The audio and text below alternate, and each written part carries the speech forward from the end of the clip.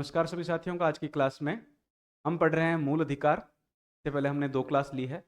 उन 2 क्लासों में हमने सबसे पहले अनुच्छेद 12 और 13 के अंतर्गत राज्य की परिभाषा और मूल अधिकारों से संबंधित जो विधियां हैं उनके बारे में चर्चा की। उसके बाद अनुच्छेद 14 से 18 में हमने समानता के अधिकार के बारे में बात की। फिर अनुच्छेद 19 से 22 में स्वतंत्रता का अधिकार, किस प्रकार की स्वतंत्रताएं मिलती है और किस प्रकार उन स्वतंत्रताओं पर रोक भी लगाई जा सकती है, इस बारे में चर्चा की है।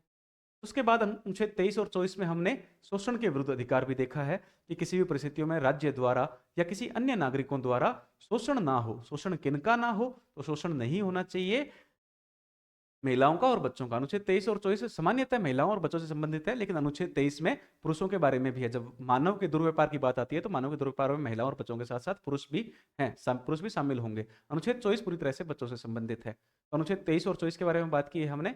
आज की हमारी जो क्लास होगी वो और ज्यादा महत्वपूर्ण है, क्योंकि आज हम बात करेंगे धार्मिक स्वतंत्रता के अधिकार के बारे में, और उसके साथ ही साथ हम चर्चा करेंगे अल्पसंख्यकों को शिक्षा और संस्कृति से संबंधित जो अधिकार दिए गए हैं उनके बारे में भी। आज हम देखेंगे कि संविधान किनको अल्पसंख्यक मानता है, संविधान के लिए अल्पसंख्यक का दायरा क्या है, और संविधान जो है किस प्रकार, जब हम बात करते हैं भारतीय प्रस्तावना की, तो भारतीय प्रस्तावना अपने आप को धर्मनिरपेक्ष राज्य के रूप में भारत को प्रस्तुत करती है। तो क्या भारत सच में एक धर्मनिरपेक्ष राज्य है, और धर्मनिरपेक्ष बनाने के लिए ऐसी कौन सी व्यवस्थाएं की गई है जो भारतीय संविधान को धर्मनिरपेक्षता की तरफ लेकर जाती है, वो भी आज हम अनुच्छेद 25 से 28 के अंदर चर्चा करेंगे। शुरू करते हैं आज की क्लास। पिछली क्लास में हमने अनुच्छेद 23 और 24 तक चर्चा कर ली थी। आज हम मूल अधिकारों में आगे बढ़ेंगे। धार्मिक स्वतंत्रता के अधिकार में आप देखोगे अनुच्छेद 24 में, अनुच्छेद 24 सॉरी अनुच्छेद 25, अनुच्छेद 25 धार्मिक स्वतंत्रता के अधिकार में पहला अधिकार है। अनुच्छेद 25 व्यक्तिगत रूप से धार्मिक स्वतंत्रता की बात करता है। व्यक्तिगत रूप से जो प्रत्येक व्यक्ति को जो धार्मिक स्वतंत्रताएं मिलती है वो किस प्रकार की है, उसमें क्या क्या चर्चाएं की गई है वो देखते हैं। अंतःकरण की स्वतंत्रता, अंतःकरण की स्वतंत्रता यानी मानने का अधिकार, मानने की स्वतंत्रता। अंतःकरण की स्वतंत्रता यानी मानने की स्वतंत्रता।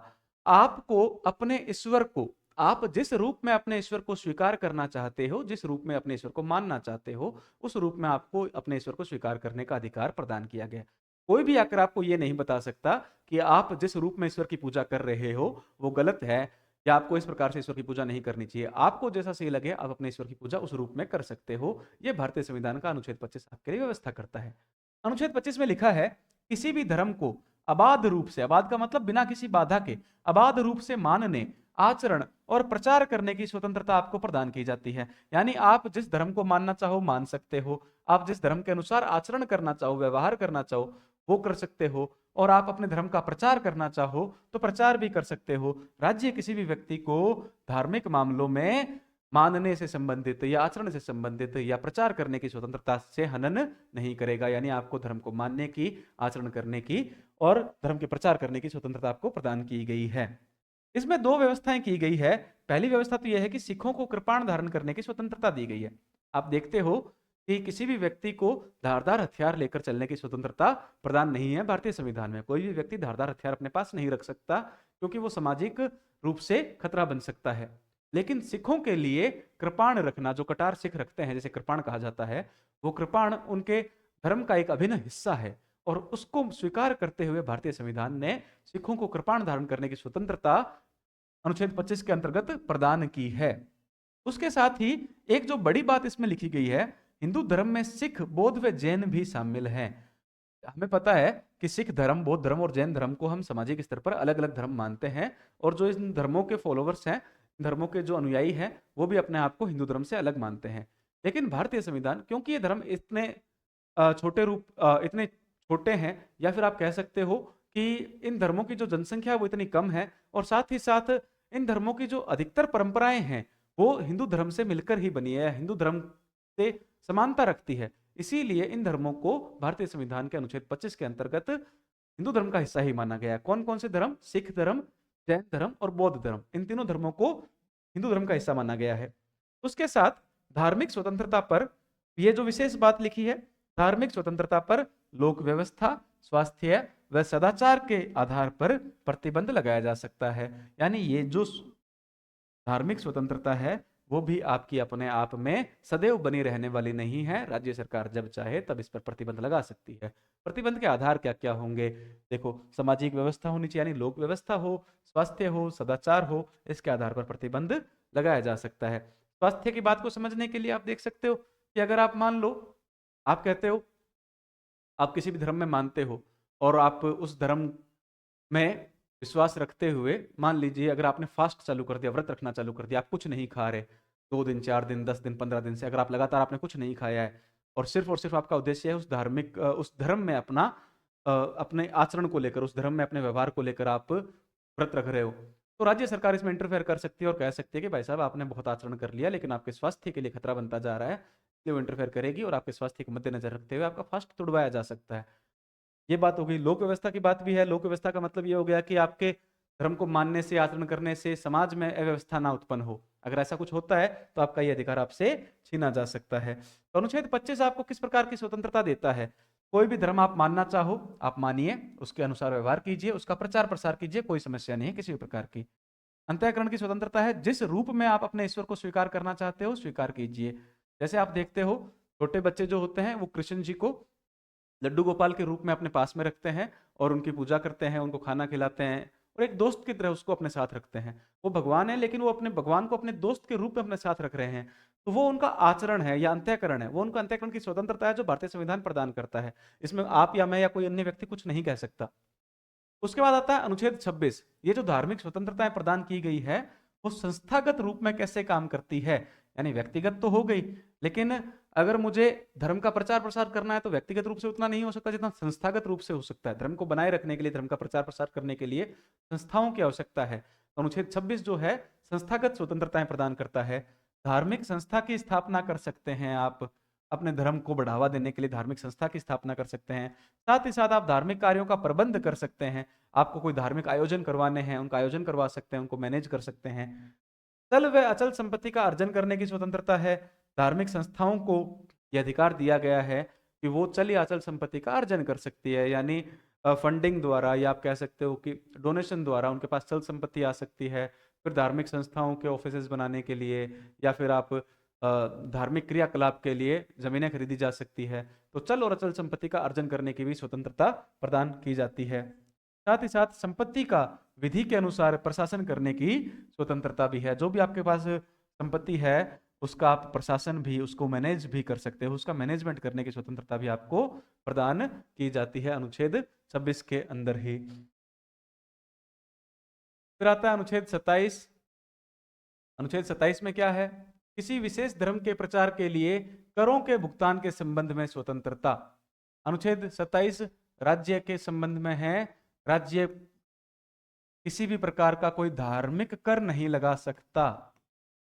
जैसे आप देखते हो, पुराने समय में लगाया जाता था जजिया कर जैसा, जो गैर मुस्लिमों पर लगता था, वैसा कोई कर कोई भी राज्य सरकार नहीं लगा सकती। धार्मिक कर से छूट मिलेगी। यानी राज्य सरकार अगर चाहे कि भाई कोई धार्मिक आयोजन करवाना है राज्य सरकार की तरफ से, किसी धार्मिक संस्था के लिए या किसी धार्मिक इमारत का निर्माण करवाना है, उसके लिए किसी धर्म विशेष पर कोई कर धार्मिक कार्यों से संबंधित नहीं लगाया जा सकता। तो किसी भी विशेष धर्म के प्रचार के लिए करों के भुगतान के संबंध में स्वतंत्रता, आपको कर देने की आवश्यकता नहीं है। लिखा है, किसी भी व्यक्ति को ऐसे किसी कर का भुगतान करने के लिए बाध्य नहीं किया जा सकता जिसकी आय किसी विशेष धर्म या धार्मिक संप्रदाय के संवर्धन या रख रखाव के लिए व्यय के भुगतान हेतु विशेष रूप से विनियोजित की जाती है। ऐसा कोई भी कर लागू नहीं किया जा सकता जो किसी विशेष धर्म को बढ़ावा देने के लिए लागू किया जाए। यानी आप हिंदुओं पर कोई ऐसा कर लागू नहीं कर सकते जो हिंदू धर्म को बढ़ावा देने के लिए हो, या मुस्लिम धर्म को बढ़ावा देने के लिए हो, या किसी भी अन्य धर्म को बढ़ावा देने के लिए हो। किसी भी धर्म पर, किसी भी व्यक्ति पर किसी भी प्रकार का धार्मिक कर लागू नहीं किया जा सकता। राज्य सरकार ऐसा कोई कर लागू नहीं करेगी अनुच्छेद 27 के अंतर्गत। इसमें एक बात और व्याख्या की गई है, एक बात और जोड़ी गई है कि अगर राज्य सरकार धार्मिक आयोजन करवाती है तो शुल्क का आयोजन कर सकती है, शुल्क ले सकती है, कर नहीं लेगी। जैसे आप देखते हो अमरनाथ यात्रा होती है। अब अमरनाथ यात्रा जब होती है तो वहां पर व्यवस्था बनाए रखने के लिए राज्य सरकारों को अलग से व्यवस्थाएं करनी पड़ती है, मैनेजमेंट बिठाना पड़ता है। उस समय के लिए, उस परिस्थितियों में राज्य सरकार वहां पर शुल्क का प्रावधान कर सकती है। अमरनाथ यात्रा में जो जा रहा है उसके लिए कोई टिकट लगती है उस यात्रा के लिए, ताकि उसकी सुरक्षा का ध्यान रखा जा सके। वहां पर आर्मी भी जाएगी, सुरक्षा का प्रावधान किया जाएगा। अन्य दूसरे प्रावधान भी किए जाते हैं उनकी यात्रा को आसान बनाने के लिए।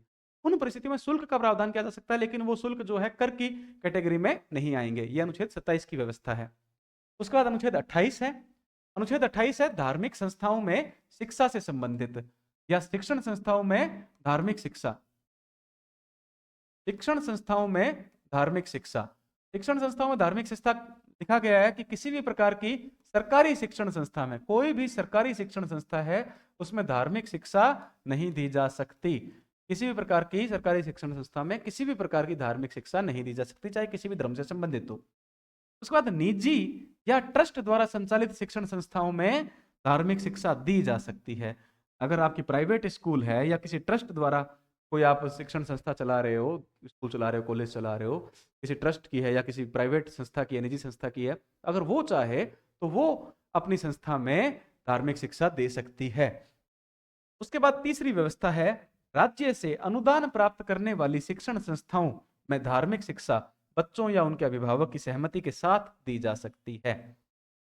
राज्य द्वारा वित्त पोषित, राज्य द्वारा अनुदान प्राप्त करने वाली संस्थाएं, देखो संस्थाएं तीन प्रकार की होती है। एक तो होती है पूरी तरह से राजकीय संस्थाएं, पूरी तरह से राजकीय संस्थाएं जो जिनका प्रशासन, प्रबंधन, खर्च, सारा का सारा काम कौन संभालता है? राज्य सरकार संभालती है। उस पर जितना भी व्यय होगा वो सारा कौन संभालेगा? राज्य सरकार संभालेगी। तो जब ऐसी परिस्थितियों में जो संस्थाएं होती है उनको राजकीय शिक्षण संस्थाएं कहते हैं। उस प्रकार की शिक्षण संस्थाओं में धार्मिक शिक्षा नहीं दी जाएगी। दूसरी आती है निजी शिक्षण संस्थाएं। निजी शिक्षण संस्थाएं कौन सी है? जो किसी एक व्यक्ति की है या फिर किसी ट्रस्ट की है, यानी 10 लोग मिलकर किसी एक शिक्षण संस्था को चला रहे हैं या कोई एक व्यक्ति अपने खर्चे पर किसी शिक्षण संस्था को चला रहे हैं, तो वो निजी शिक्षण संस्था है। उस प्रकार की शिक्षण संस्थाओं में धार्मिक शिक्षा दी जा सकती है। फिर आता है तीसरा, राज्य द्वारा अनुदान प्राप्त करने वाली शिक्षण संस्थाएं। कुछ ऐसी शिक्षण संस्थाएं हैं जो हर वर्ष राज्य से कुछ अनुदान 10%, 20% या 40% जैसा कुछ अनुदान प्राप्त करती है। अगर कोई भी शिक्षण संस्था राज्य द्वारा अनुदान प्राप्त कर रही है, अगर अनुदान प्राप्त कर रही है तो भी उन प्रकार की शिक्षण संस्थाओं में धार्मिक शिक्षा प्राथमिकता नहीं दी जाएगी। लेकिन जब दी जाती है तो वहां पर शिक्षक, जो भी अभिभावक है, अभिभावक और जो विद्यार्थी हैं उनकी अनुमति के साथ ही, यानी उनको फैसला लेना है कि वो उस शिक्षण संस्था में जो धार्मिक शिक्षा दी जा रही है वहां पर मौजूद रहना चाहते हैं या नहीं। उनको बाध्य नहीं कर सकते आप। तो लिखा है धार्मिक शिक्षा बच्चों या उनके अभिभावक की सहमति के साथ दी जा सकती है। यह है अनुच्छेद 28 की बात। अनुच्छेद 25 से लेकर अनुच्छेद 28 में धार्मिक स्वतंत्रता की बात है। अनुच्छेद 25 कहता है व्यक्तिगत धार्मिक स्वतंत्रता। व्यक्तिगत धार्मिक स्वतंत्रता क्या है? व्यक्तिगत धार्मिक स्वतंत्रता में आप पढ़ते हो, व्यक्तिगत धार्मिक स्वतंत्रता में आप पढ़ते हो कि किसी भी व्यक्ति को अपने ईश्वर को मानने की स्वतंत्रता, यानी अंतःकरण की स्वतंत्रता, अपने किसी भी धर्म को मानने की स्वतंत्रता, धर्म का पालन करने की, धर्म के अनुसार आचरण करने की और धर्म का प्रचार प्रसार करने की स्वतंत्रता दी जाती है। लेकिन इसमें आप एक बात ध्यान रखोगे, किसी भी व्यक्ति को धर्म का परिवर्तन कराने के लिए स्वतंत्रता नहीं दी जाती। अगर धर्म परिवर्तन करवाया जाता है तो कानूनी रूप से गलत है। बाध्यकारी रूप से अगर धर्म परिवर्तन कराया जाता है, किसी भी व्यक्ति को धर्म परिवर्तन की शिक्षा दी जाती है तो वो कानूनी रूप से गलत है और दंडनीय भी है। अनुच्छेद 25 धर्म का प्रसार करने की, प्रचार करने की स्वतंत्रता देता है, धर्म का परिवर्तन करवाने की नहीं। अनुच्छेद 26 के अंदर संस्थागत स्वतंत्रताएं हैं। जो धार्मिक संस्थाएं बनती है वो किस तरह से अपना मैनेजमेंट कर सकती है, किस प्रकार से अपना पालन पोषण कर सकती है, अपनी संस्थाओं को चला सकती है, वो है। अनुच्छेद 27 में कर से संबंधित स्वतंत्रता की बात की गई है और अनुच्छेद 28 के अंदर बात की गई है शिक्षण संस्थाओं में धार्मिक शिक्षा से संबंधित। उसके बाद बात आती है अनुच्छेद 29 और 30 की। अनुच्छेद 29 में संस्कृति व शिक्षा का अधिकार है। कौन सा अधिकार है? संस्कृति व शिक्षा का अधिकार। संस्कृति व शिक्षा के अधिकार की बात करें, यह है अल्पसंख्यकों से संबंधित। भारतीय संविधान निर्माण के समय सबसे बड़ा डर जो था वो अल्पसंख्यकों के मन में था। अल्पसंख्यकों के मन में क्या डर था? वो डर ये था कि अल्पसंख्यकों को ऐसे देश में जहां पर बहुसंख्यक सत्ता में होंगे वहां पर उनको उनके अधिकार प्राप्त नहीं होंगे, वो अपने कल्चर को, अपनी संस्कृति को बचाकर नहीं रख पाएंगे। तो भारतीय संविधान निर्माताओं ने संविधान के अंदर ही व्यवस्था कर दी कि अल्पसंख्यकों के मन में जो डर बैठा हुआ है उसको निकाला जाए। और इसीलिए संविधान के अंदर 2 आर्टिकल बनाए गए, अनुच्छेद 29 और अनुच्छेद 30 के अंतर्गत, जिसमें शिक्षा और संस्कृति का अधिकार दिया गया अल्पसंख्यकों को। अनुच्छेद 29 में क्या व्यवस्था की गई है?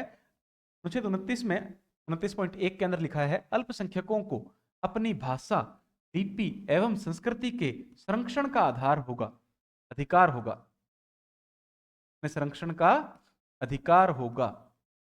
अल्पसंख्यक जो है वो अपनी भाषा, लिपि एवं संस्कृति के संरक्षण, अपने संस्कृति का संरक्षण कर सकते हैं, अपनी भाषा को, अपनी लिपि को और संस्कृति को संरक्षित रख सकते हैं। प्रश्न पूछा गया कि भारतीय संविधान में अल्पसंख्यक का दर्जा किस आधार पर दिया जाता है?